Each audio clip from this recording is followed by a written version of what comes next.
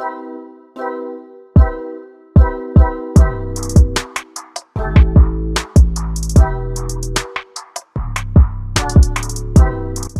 everyone, this is your host Mr. Top 10 and welcome back to another episode.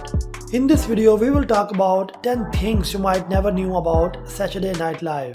Since its premiere in 1975, NBC's Saturday Night Live has been entertaining audiences with its rotating cast of comedians. The late-night sketch comedy series filmed at 30 Rockefeller Plaza in New York City has finished its 46th season, and even though it's been around for a while, there is a lot you may not know about the show. So before we move on, don't forget to subscribe our channel.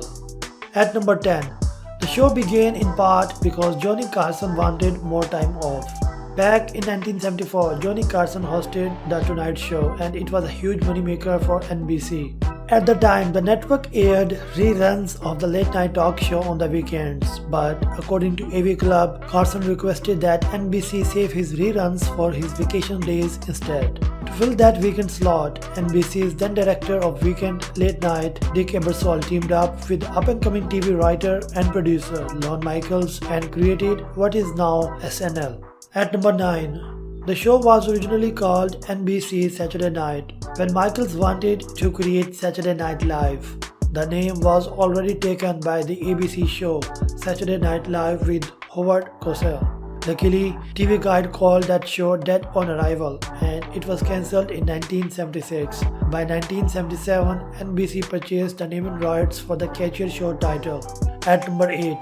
Jim Carrey had two failed attempts at becoming a cast member. Although he might be considered one of today's most iconic comedians, according to a 2015 Vanity Fair interview with Michaels, Jim Carrey auditioned for SNL twice and was rejected both times. He said, "I wasn't at the Jim Carrey audition, but somebody who was there said, I don't think Lorne would like it, and they might be wrong, but it doesn't matter. Or maybe they were right, who knows? No one gets it all right." The actor has, however, had a few guest hosting gigs since then. At number 7. Chevy Chase was the first person to say, "Live from New York, it's Saturday night."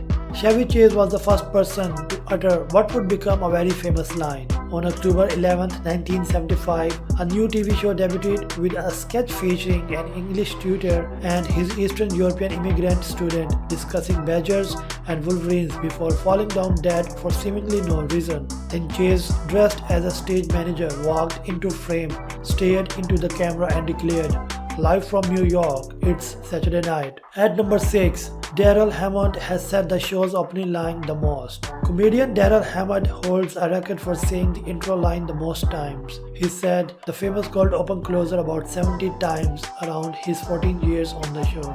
At number 5. Top dog Alec Baldwin. Alec Baldwin has racked up the most hosting gigs.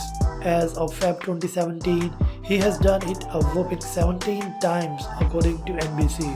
Stars like Steve Martin, John Goodman and Tom Hanks have also hosted the show over a dozen times. At number 4.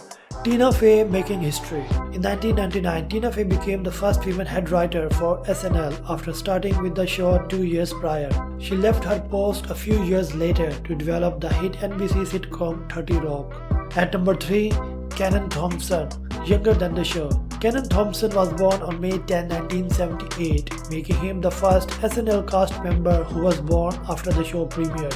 The actor is still one of the leading stars on the show, and in 2018, after 15 seasons, he officially became the longest running cast member.